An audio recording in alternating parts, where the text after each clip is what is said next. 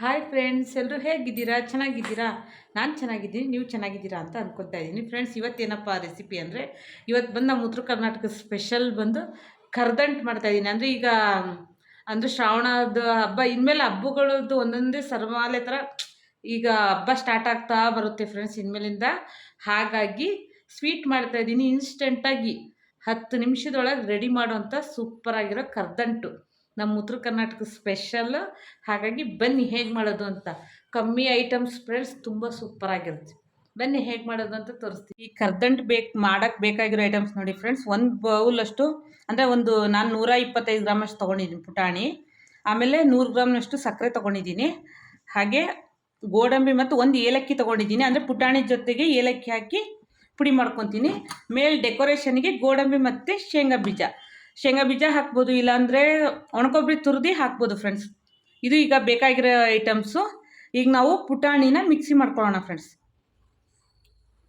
ನೋಡಿ, ಮಿಕ್ಸಿ ಜಾರಲ್ಲಿ ಈಗ 1 ಬೌಲಷ್ಟು ಪುಟಾಣಿ ಹಾಕ್ಕೊತಾ ಇದ್ದೀನಿ. ಈ ಪುಟಾಣಿನ ನಾವು ಮಿಕ್ಸಿ ಮಾಡ್ಕೊಬೇಕು. ಈಗ ನೋಡಿ ಫ್ರೆಂಡ್ಸ್, ಒಳಗಡೆ ಇರೋ ಅಂದರೆ ಫ್ಲೇವರಿಗೋಸ್ಕರ ಗಮ್ಮಂತತೆ ಅನ್ನೋದಕ್ಕೋಸ್ಕರ, ಅಂದರೆ ಸ್ಮೆಲ್ ಚೆನ್ನಾಗಿರುತ್ತೆ ಅಂತ ಏಲಕ್ಕಿ ಒಳಗಿರೋ ಬೀಜ ಹಾಕ್ತಾಯಿದ್ದೀನಿ. ಈಗ ನಾವೀಗ ಮಿಕ್ಸಿ ಮಾಡ್ಕೊಂಬಿಡೋಣ, ಗ್ರೈಂಡರ್ ಮಾಡ್ಕೊಂಬಿಡೋಣ ಫ್ರೆಂಡ್ಸ್. ಈಗ ಫ್ರೆಂಡ್ಸ್ ಪುಟಾಣಿನ ಮಿಕ್ಸಿ ಮಾಡ್ಕೊಂಬರೋಣ. ಈಗ ನೋಡಿ ಫ್ರೆಂಡ್ಸ್, ಇದು ಮಿಕ್ಸಿ ಮಾಡ್ಕೊಂಡು ಬಂದಿದ್ದೀನಿ. ಈಗ ನಾವು ಇದನ್ನು ಜರಡಿ ಹಿಡ್ಕೊಬೇಕು. ಅಂದರೆ ಜರಡಿ ಹಿಡಿದ್ರೆ ಇದರಲ್ಲಿ ಏನಾದರೂ ಗಟ್ಟಿಗಿದ್ರೆ ಅದೆಲ್ಲ ಇದಾಗುತ್ತೆ, ಅದಕ್ಕೋಸ್ಕರ ಜರಡಿ ಹಿಡಿತಾ ಇದ್ದೀನಿ. ಈ ಥರ ಜರಡಿ ಹಿಡ್ಕೊಬೇಕು. ನಮಗೆ ಬರೀ ಪೌಡರ್ ಅಷ್ಟೇ ಬೇಕಾಗಿರೋದು.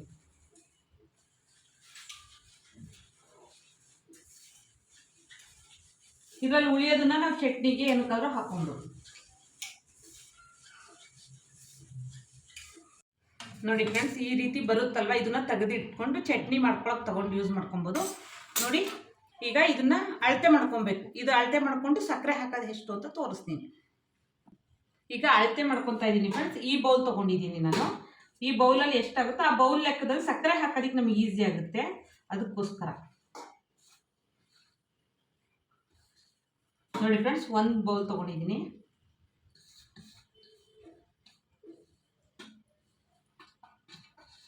ಒಂದು ಮುಕ್ಕಾಲು ಬೌಲಷ್ಟು ಬಂದಿದೆ. ಇದಕ್ಕೆ ನಾವು 1 ಬೌಲ್, ಇದರಲ್ಲಿ 1 ಬೌಲ್ ಸಕ್ಕರೆ ತಗೊಂಡ್ರೆ ಸಾಕು, ತುಂಬ ಸಕ್ಕರೆ ಬೇಕಾಗಲ್ಲ, ಅದಕ್ಕೋಸ್ಕರ.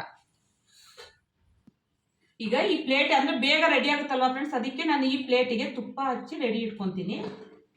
ನೋಡಿ, 1 ಟೇಬಲ್ ಸ್ಪೂನ್ ಅಷ್ಟು ಹಾಕ್ಕೊಂಡು, ಅಂದರೆ ಪ್ಲೇಟ್ ತುಂಬ ಸೌರ್ ಬಿಡ್ತೀನಿ, ಯಾಕಂದರೆ ನಾವು ಬಿಸಿ ಬಿಸಿ ಮಾಡಾಕೋದನ್ನ ಹಾಗೆ ಹಾಕೋದಕ್ಕೆ ರೆಡಿಯಾಗಿ ಪ್ಲೇಟ್ ರೆಡಿ ಇದ್ದರೆ ನಮಗೆ ಪೀಸ್ ಮಾಡೋದಕ್ಕೆ ತುಂಬ ಚೆನ್ನಾಗಿರುತ್ತೆ. ಈ ರೀತಿ ಸವರ್ಕೊತಾ ಇದ್ದೀನಿ.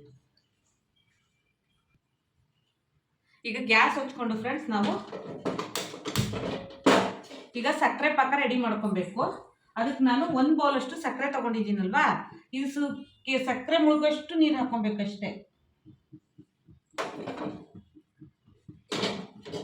ನೋಡಿ ಫ್ರೆಂಡ್ಸ್, ಪಾತ್ರೆ ತೊಗೊಂಡಿದ್ದೀನಿ. ಈಗ ಸಕ್ಕರೆ ಹಾಕ್ತಾ ಇದ್ದೀನಿ. 1 ಬೌಲ್ ಫುಲ್ ಸಕ್ಕರೆ ಹಾಕಿದ್ದೀನಲ್ವಾ, ಅರ್ಧ ಕಪ್ ನೀರು ಅಂದರೆ ಸಕ್ಕರೆ ಮುಳುಗೋಷ್ಟು ನೀರು ಹಾಕ್ತಾ ಇದ್ದೀನಿ ಅಷ್ಟೇ.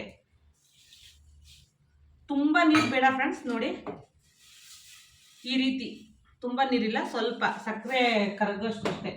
ಲೋ ಫ್ಲೇಮಲ್ಲಿ, ತುಂಬ ಹೈ ಫ್ಲೇಮ್ ಇಲ್ಲ, ಲೋ ಫ್ಲೇಮಲ್ಲಿ 1 ಎಳೆ ಪಾಕ ಮಾಡ್ಕೊಬೇಕು ನಾವು. ಇದನ್ನ ನಿಧಾನ ಕರಗುತ್ತೆ, ಇದನ್ನ ಲೋ ಫ್ಲೇಮಲ್ಲೇ ಮಾಡ್ಕೊಳ್ಳೋಣ. ಈಗ ಇದು ಚೆನ್ನಾಗಿ ಕುದಿಬೇಕು. ಅದು ಚೆನ್ನಾಗಿ ಕುದ್ದ ಮೇಲೆ ಆಫ್ ಮಾಡಿ ಕೆಳಗೆ ಇಳಿಸ್ಕೊಂಡು ಕಲಸೋದು ತುಂಬ ಈಸಿ ಫ್ರೆಂಡ್ಸ್, ಯಾರು ಬೇಕಾದ್ರೂ ಮಾಡ್ಬೋದು.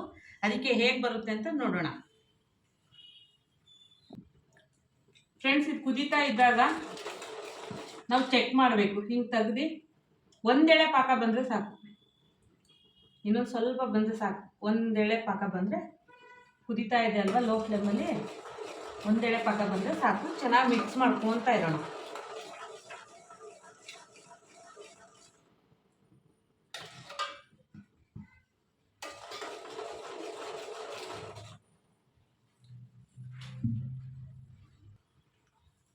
ಈಗ ನೋಡಿ ಫ್ರೆಂಡ್ಸ್, ಈಗ ಚೆನ್ನಾಗಿ ಕುದ್ದಿದೆ. ಈಗ ಇದು ಮಾಡೋಣ.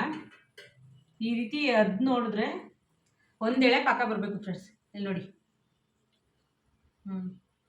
ಈ ರೀತಿ 1 ಎಳೆ ಪಾಕ ಬಂದರೆ ಸಾಕು. ಈಗ ಇದನ್ನ ಆಫ್ ಮಾಡ್ಕೊಂಡ್ಬಿಡೋಣ ಫ್ರೆಂಡ್ಸ್. ಗ್ಯಾಸ್ ಆಫ್ ಮಾಡ್ಕೊಂಡಿದ್ದೀನಿ. ಇಳಿಸಿಟ್ಕೊಂಡು ಇದಕ್ಕೆ ನಾವು ಕಡಲೆ ಪುಡಿನ ಮಿಕ್ಸ್ ಮಾಡಬೇಕು.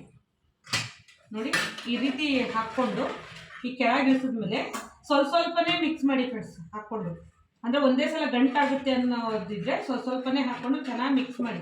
ಬಿಸಿ ಇದ್ದಾಗ ಸ್ವಲ್ಪನೇ.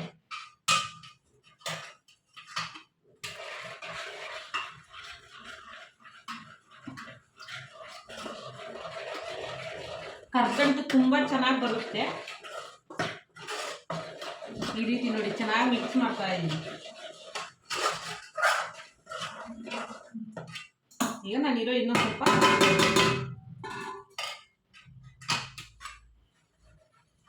ಅಂದರೆ ಬಿಸಿಯಲ್ಲೇ ಎಲ್ಲ ಮಿಕ್ಸ್ ಮಾಡ್ಕೊಬೇಕು.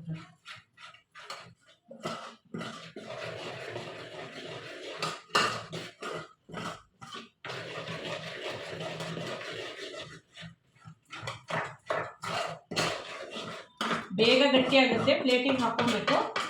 ಯಾವುದೇ ರೀತಿ ಗಂಟಿಲ್ದಂಗೆ ಚೆನ್ನಾಗಿ ಮಿಕ್ಸ್ ಮಾಡ್ಕೊಬೇಕು. ನೋಡಿ ಫ್ರೆಂಡ್ ಈ ರೀತಿ.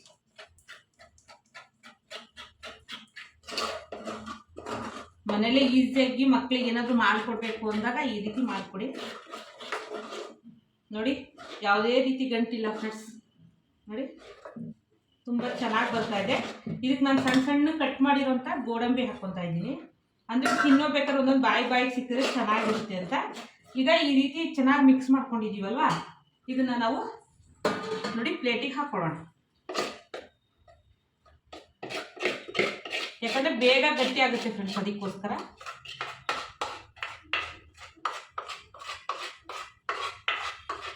ಈ ರೀತಿ ಪ್ಲೇಟಿಗೆ ಹಾಕೋಬೇಕು.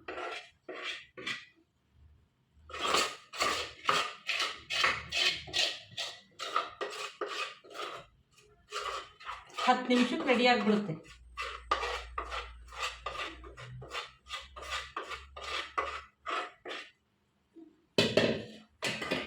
ಈಗ ಇದನ್ನ ಚೆಕ್ ಮಾಡಿದ್ರೆ ಸಾಕು. ಒಂದು 10 ನಿಮಿಷ ಹಾಗೆ ಬಿಡೋಣ ಫ್ರೆಂಡ್ಸ್. ನೋಡಿ 10 ನಿಮಿಷ ಹಾಗೆ ಅಂದರೆ ಬಿಡಬೇಕು. ಮೇಲೆ ನಾವು ಶೇಂಗಾ ಬೀಜ ಇದು ಮಾಡ್ಕೊಂಡಿದ್ವಲ್ಲ, ನೀವು ಏನು ನಟ್ಸ್ ಬೇಕಾದ್ರೂ ಹಾಕೊಬೋದು ಫ್ರೆಂಡ್ಸ್. ತುಂಬ ಚೆನ್ನಾಗಿ ಬರುತ್ತೆ. ನೀವು ಕ್ರಷ್ ಮಾಡೋ ಹಾಕೊಬೋದು, ಹಾಗೆ ಏನಾದರೂ ಹಾಕೊಬೋದು, ಚೆನ್ನಾಗಿರುತ್ತೆ. ತೆಂಗಿನಕಾಯಿ ತುರಿ ಹಾಕ್ಕೊಬೋದು, ಏನಾದರೂ ಹಾಕ್ಬೋದು. ನಾನು ಇದು ಒಳ್ಳೆ ಮಕ್ಕಳಿಗೆ ನೀವು ಸ್ನ್ಯಾಕ್ಸ್ ಏನಾದರೂ ಕೊಡಬೇಕು ಅಂದರೆ ಈ ರೀತಿ ಮಾಡಿಕೊಡ್ಬೋದು, ಚೆನ್ನಾಗಿರುತ್ತೆ ಫ್ರೆಂಡ್ಸ್. ಈಗ ತಣ್ಣಗಾಗಿದೆ ಸ್ವಲ್ಪ. ಅಂದರೆ ಈಗ ನಾವು ಪೀಸ್ ಮಾಡ್ಕೊಳ್ಳೋಣ. ಪೀಸ್ ಮಾಡಿಕೊಂಡು ನೀವು ಯಾವ ಶೇಪ್ ಬೇಕಾರೋ ಆ ಶೇಪ್ ಮಾಡ್ಕೊಬೋದು ಫ್ರೆಂಡ್ಸ್. ಸ್ವಲ್ಪ ಗಟ್ಟಿ ಇರುತ್ತೆ ನೋಡಿ. ನೀವು ಪೀಸ್ ಮಾಡ್ಕೊಬೋದು. ಪೀಸ್ ಮಾಡ್ಕೊಂಡು ಇಟ್ಕೊಂಡ್ಮೇಲೆ ಸ್ವಲ್ಪ ಹೊತ್ತು ಬಿಟ್ಟು ನಾವು ತೆಗೆದ್ರೆ ಆಗುತ್ತೆ. ನೋಡಿ ಎಷ್ಟು ಚೆನ್ನಾಗಿ ಗಟ್ಟಿಯಾಗಿದೆ. ಪೀಸ್ ಮಾಡಿಟ್ಕೊಂಡು ಈಗ ತೆಗೆದು ತೋರಿಸ್ತೀನಿ. ಈಗ ಫ್ರೆಂಡ್ಸ್ ಪೀಸ್ ಕೊಯ್ದಾಯಿತು. ನೋಡಿ ಎಷ್ಟು ಚೆನ್ನಾಗಿ ತೆಗಿಯೋಕ್ಕೆ ಬರ್ತಾ ಇದೆ. ಅಂದರೆ ಪ್ಲೇಟಲ್ಲಿ ಅಂಟದಂಗೆ ಚೆನ್ನಾಗಿ ಬರುತ್ತೆ. ನೋಡಿ ಈ ರೀತಿ ಎಡ್ಜಸ್ ಎಲ್ಲ ಇದು ಮಾಡ್ಕೊಂಡ್ರೆ